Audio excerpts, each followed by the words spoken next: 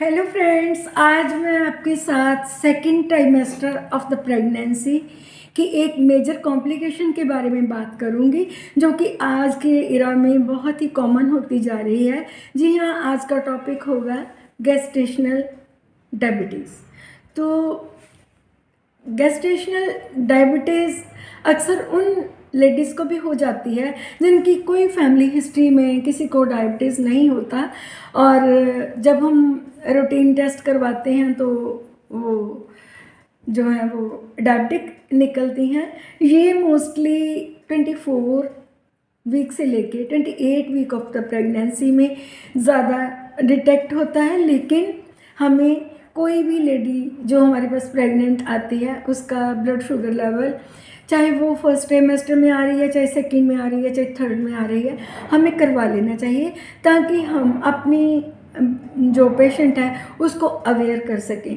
तो सबसे पहले हमने एक तो रैंडमली टेस्ट करना है, दूसरा हम ग्लूकोज इंटॉलरेंस टेस्ट करते हैं, जिसमें कि घर से चाहे पेशेंट हमारी रोटी खा के आई हुई है तो उसको 50 मिलीग्राम जो शुगर जो ग्लूकोज होता है उसको पानी में घोल के पिलाया जाता है, और उसके बाद अगर 1 घंटे के बाद उसका ब्लड शुगर लेवल डिटेक्ट किया जाए, अगर तो 90 मिलीग्राम पर डेसीलीटर आता है देन शी इज़ नॉर्मल।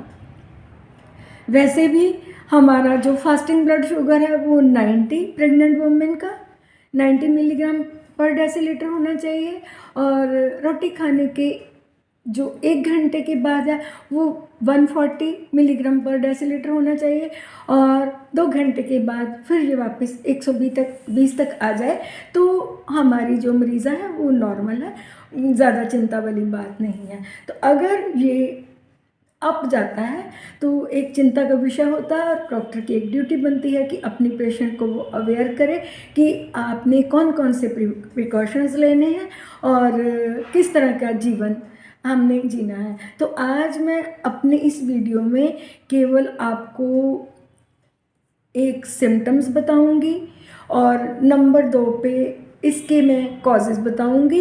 एक नेक्स्ट वीडियो अपलोड करूंगी, उसमें रिस्क बताऊंगी कि बेबी पे जो गेस्टेशनल डायबिटीज़ है उसका क्या असर होता है, मदर पे क्या होता है, और उसका हमने मैनेजमेंट कैसे करना है। ये सारा मैं आपको नेक्स्ट रील में अच्छी तरह समझाने की कोशिश करूँगी। तो सबसे पहले मैं आपको कॉजेज़ बताती हूँ। कॉजेज़ में मेन कॉज यही होता है कि प्रेगनेंसी में जो वुमेन के एंडोक्राइन और एक्सोक्राइन ग्लैंड्स हैं वो उनकी फंक्शनिंग चेंज होती है, मेटाबॉलिज्म भी चेंज होता है, और हार्मोन्स के चेंज होने से अक्सर जो हमारा इंसुलिन है वो प्रॉपर स्क्रीट ना होने से ग्लूकोज का लेवल ब्लड में इंक्रीज हो जाता है।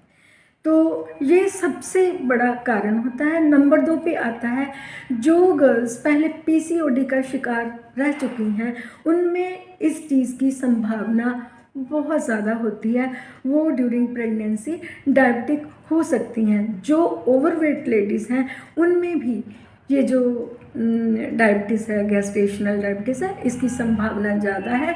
और हेरिडिटरी यानी कि अनुवांशिक परंपरा तो मेन कारण है ही है। अगर पहले बच्चे के समय किसी को डायबिटीज़ हुआ है तो दूसरे बच्चे के टाइम भी ये संभावना बनी रहती है। तो मैं अब आपको बताऊंगी कि इसमें आपको सिम्टम्स क्या आएंगे। सिम्टम में सबसे पहले आपको ऐसे लगेगा कि बहुत ज़्यादा प्यास लग रही है, पानी पीने के बावजूद भी आपको अपने मुंह में ड्राइनेस फील होगी, और सेकंड नंबर पे आपकी जो भूख है वो बढ़ जाती है, खाने के बाद भी एक सेटिस्फेक्शन ना होना, कुछ और खाऊं कुछ और खाऊं।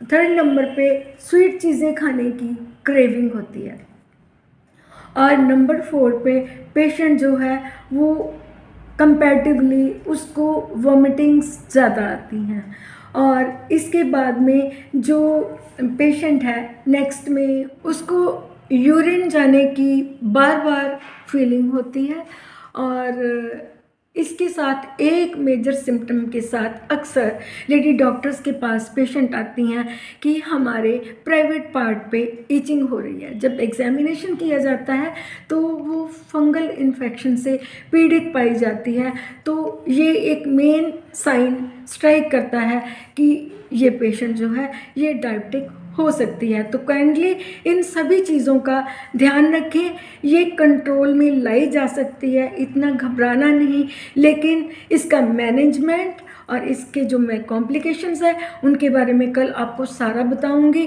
तो काइंडली जो नेक्स्ट मेरा वीडियो होगा उसको स्किप मत करना, ध्यान से देखना। आज के लिए इतना ही। अगर आपको मेरा कंटेंट अच्छा लग रहा है तो काइंडली मुझे सब्सक्राइब ज़रूर करें। Thank you very much for watching my video.